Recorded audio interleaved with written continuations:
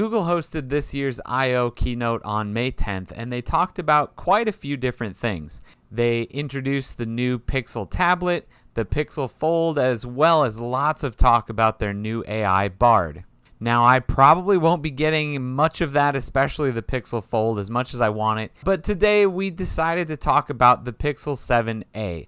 Since we've talked about the Pixel 7 a few times on this channel, I figured it might be a good idea to take a look at Google's newest budget-friendly smartphone and see how it compares to the couple months old Pixel 7. Let's take a look and see which one is right for you. First, let's take a look at the appearance of the phones. So this here is obviously the Pixel 7.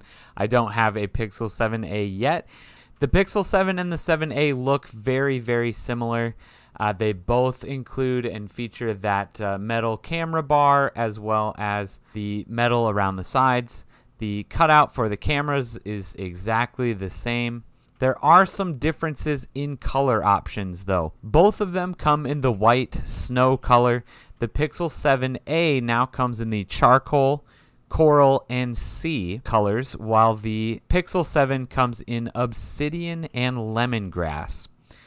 As far as looks go, they are very similar. Like I said, color is about the only noticeable thing when it comes to the looks and the design of the actual device. Moving on to the screen and some of the other specs of the phone, the Pixel 7a has a 6.1-inch OLED screen.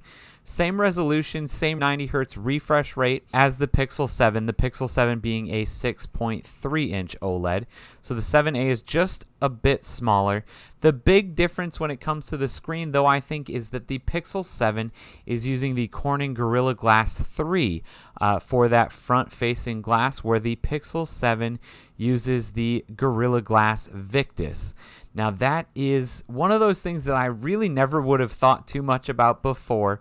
I always thought that it was just the durability of the glass, but after getting my Nothing phone and knowing, being able to feel the difference between the Victus glass and the Nothing phone having the Gorilla Glass 5 on there, I can very, very clearly tell a difference in the quality of the glass. It definitely makes me want to feel and use the screen on the Pixel 7 more than the Nothing phone. So that being said, that was definitely, I'm sure, a cost-cutting measure for the Pixel 7a. Makes me really, really not want to buy one. I definitely want to try the screen out before I would get one and see how that feels comparatively to the Pixel 7a. To the Pixel 7, this phone feels great. Again, outside of that, the screen is just a hair smaller, but all of the rest of the specs are the same. The refresh rate, the amount of pixels, all of that is all the same. As for physical size, they are almost identical. The one thing I've noticed in some other videos is that actual camera bump. The Pixel 7's is definitely much more defined and bigger. The Pixel 7a, they brought it in just a little bit, which I think is great. I never noticed how big the Pixel 7 camera bump was until I started putting it in and out of my pocket, especially with another phone. But the Pixel 7a definitely made that smaller, so you're going to catch less stuff with it. The one downside to that is the camera situation. While the camera in the Pixel 7a is more megapixels, the actual lens is going to be a little bit smaller. Again, I haven't been able to test cameras side by side, but from everybody else that has done tests so far, everybody is still choosing the Pixel 7 as taking better pictures.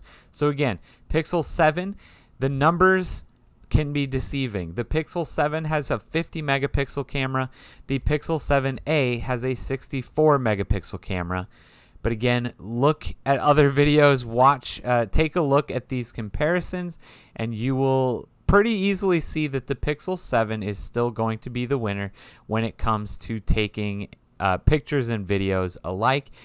From what I've heard, especially once it gets down to those low light situations, the Pixel 7 is definitely going to take the lead. As far as the rest of the internal components go, the processor, the storage in the Pixel 7 versus the Pixel 7a are all the same. So you don't have to worry about a different processor, a different storage sizes, anything like that.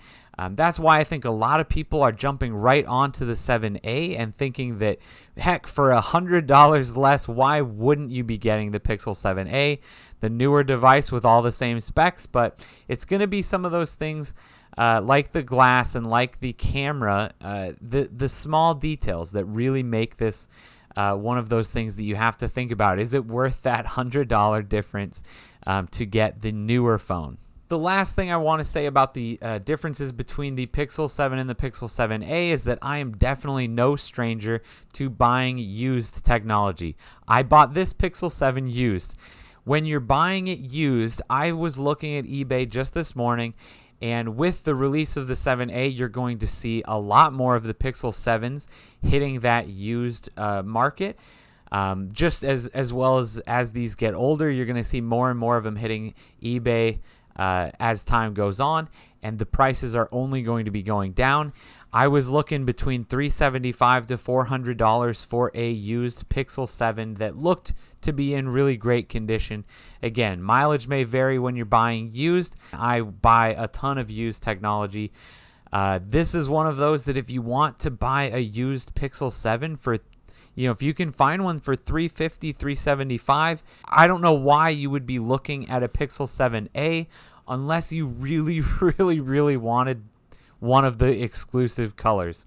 At this point, if you're comfortable purchasing a used Pixel 7, I don't know why you would be going for a Pixel 7a over the Pixel 7, where for the most part, everything is the same or better on the Pixel 7. So I don't think you're going to get any extra updates or things like that coming to the 7a.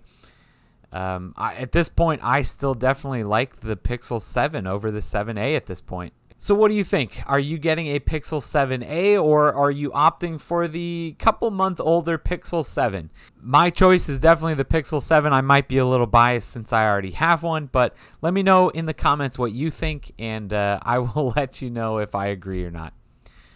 Thanks for watching this video. We'll see you next time.